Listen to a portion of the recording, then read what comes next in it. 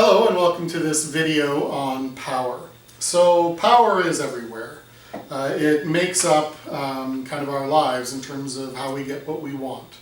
And ultimately power is the ability to influence others to get what we want.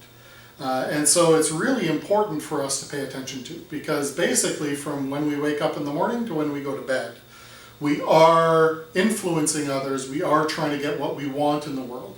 And so it's really important to pay attention to how we do that. And there are really three ways that we can practice power. And so I'm going to start with the one that most people will recognize as really unpleasant, actually. And this is power over. So power over is kind of a coercive power. It is a power that pushes, it's a power that forces, it's a power that makes, right? So we're talking about force here, right? So power over is clearly not relational. This will always, always, always, always damage relationship. You cannot practice power over without damaging a relationship, even when you do it with people that you love, right? So let's talk a little bit about what power over is in a good sense. Like, when is this okay? Well, if we think about where is it okay to force people to do things, well, ultimately, the only reason to force people is for the purposes of safety, right? So power over is okay if it's a kind of a really important safety issue. So for example, you're speeding in a school zone, right? Police car pulls you over and gives you a ticket. All right, that's a power over, right? They turn on the lights, you're pulling over. They write you a ticket, you're paying it, right? This is kind of an example, though, of the importance of the safety of the school and of the children that are around the school and all the things that happen there, right? We've decided as a society that that safety requires a power over, right? And I can guarantee you every interaction you've had with a police officer where you are the subject of their interest, this sucks, right? You are not thinking, oh, hey, he was lovely, maybe I can invite him out for tea. No, you're like, as soon as this is over, that's good for me, right? I don't need to do this. This isn't a good part of my day, right? That's that damaging non-relational element, because you are, in fact, experiencing a coercive event, and that will never feel good. Another example, bringing it closer to home, let's say you have a 3-year-old child, and they figured out how to get out of their car seat and open the door, and they dash out because they're so excited they're going to run out into the parking lot, and they're not listening to you saying, hey, don't do that, stay in the car, wait for me, right? And they're running out. You might actually go and grab them, right? You might grab their arm just to stop them from running into traffic. And so that would definitely be a power over. You're coercing them into not moving for a very important safety reason. Right? Now, obviously, there's other things that you can do once you figure out that they do that, because you're going to know that that child is not going to experience that as an act of love. They are going to experience it as what it is, a coercive, forcive, probably painful experience. And so now you're actually going to need to spend a little bit of time reconnecting with your child, because what you've done is you've done something damaging to the relationship. You've kept them alive. Totally cool, done your right parenting thing. I'm not saying there's anything wrong with that, but because you have engaged in this power over kind of thing, they are going to feel hurt by that. And you're going to need to sit down with them and help them understand as much as they can, age appropriate, and all of that sort of stuff. So power over, just even when it's done right and done well, sucks. So this is why we try to do this as little as possible, right? There are ways of setting up the back doors so that they don't unlock or they can't open from the inside, right? Child locks. So you could do that instead. It's a much less invasive use of force or coercion, even though it still is. They won't be happy they can't open their door. However, it will hurt them less, and you will have more opportunities, to kind of explain to them, this is why we do that, if they're able to understand. So essentially, when we think about getting our way, getting what we want to do this as little as possible, and as your children grow up, you don't want to do this at all, because really there is very little value in it, and typically will make for a more difficult situation. On the other end of the power spectrum is power with. So power with is not coercive. Power with is not forceful. It is not relationship damaging. In fact, power with is about relationship.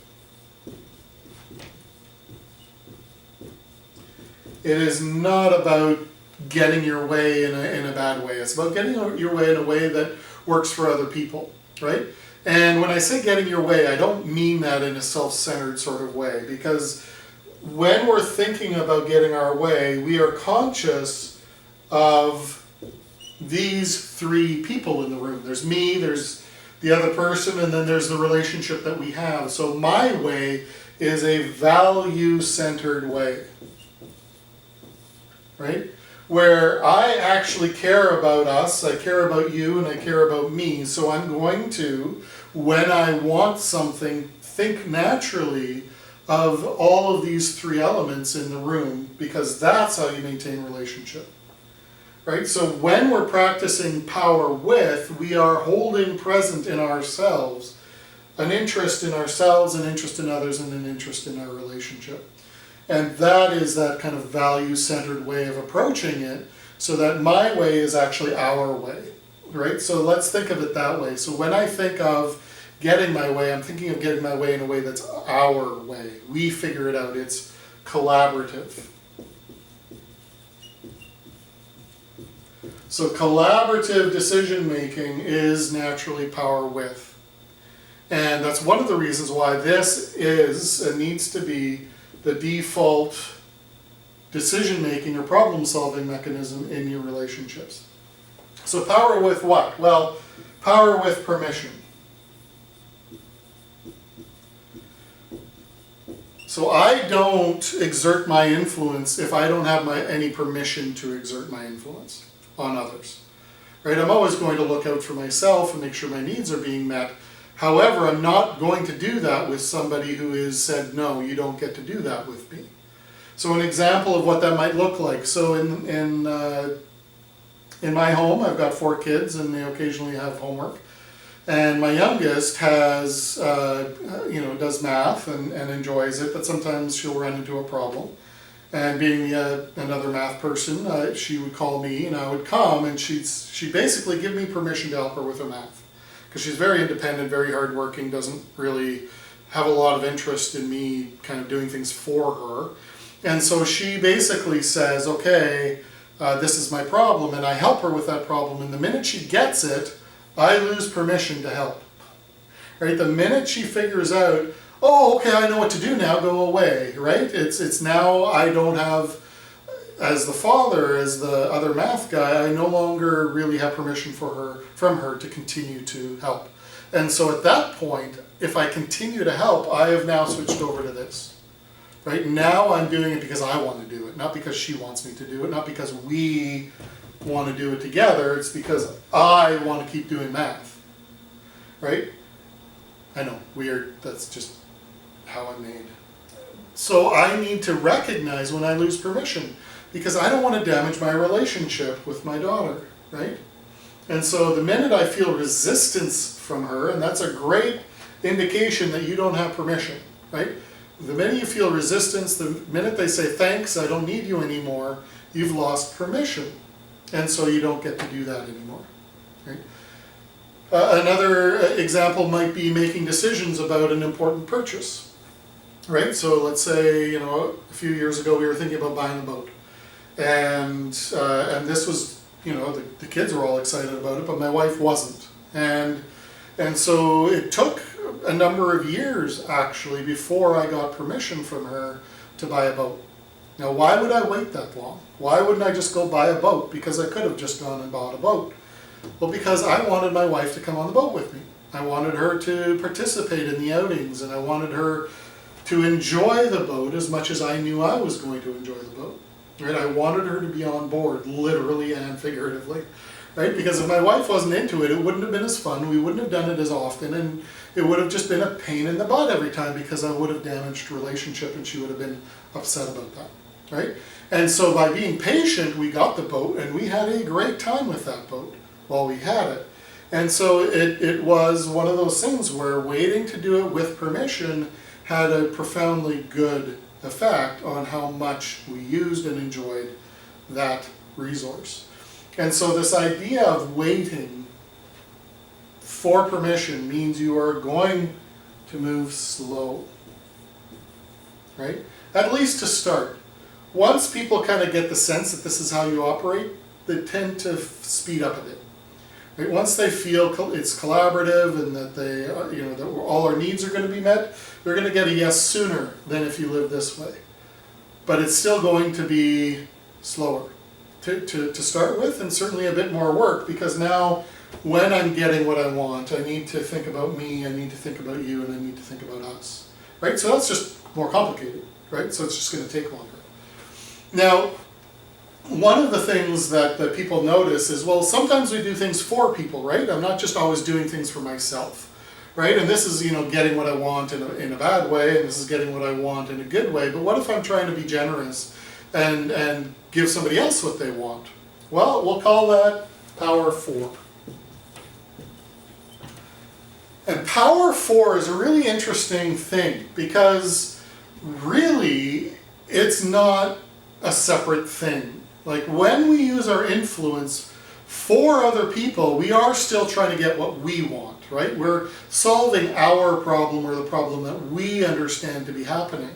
And so if we tend to live our lives more in this power over sort of way, where we're not getting permission to do what we want, people do what they have to do because we make them, or we manipulate them, or we make it really hard for them to not to, or we just do it ourselves.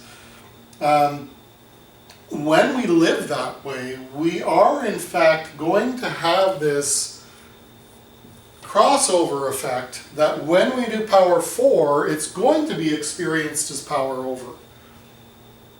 And so, an example, if you say, okay, I'm going to take your kid to a movie, and you're being really nice, and you want to take them there, but they feel like generally they don't get to have a choice, right? That what you want matters most. Then what they're going to do here is they're going to try to make sure you get what you want. So they'll go to the movie. They might even look like they're having a good time, but what they're doing is they are going along with you just like they have to all the other times.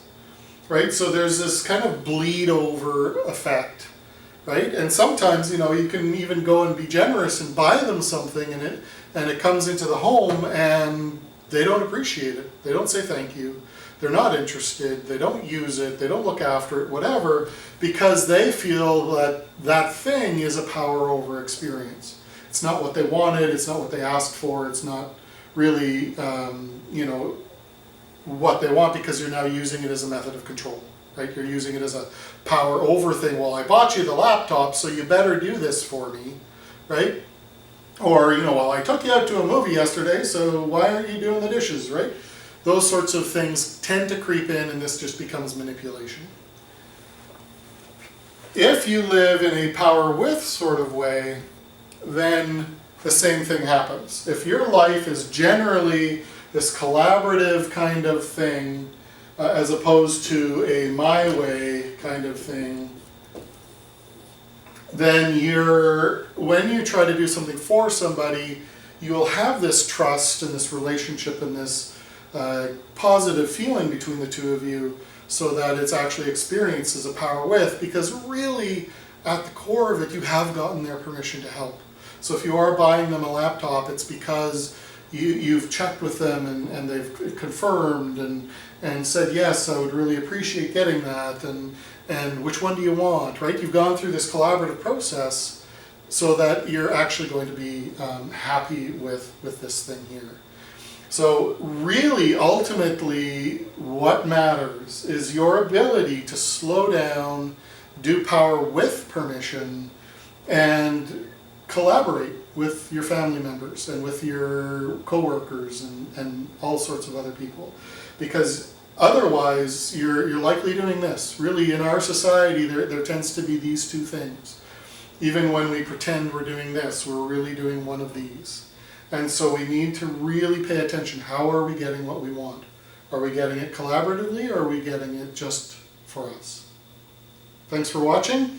Again, the video will pause, or we'll have this on screen for a little while, and look forward to any comments.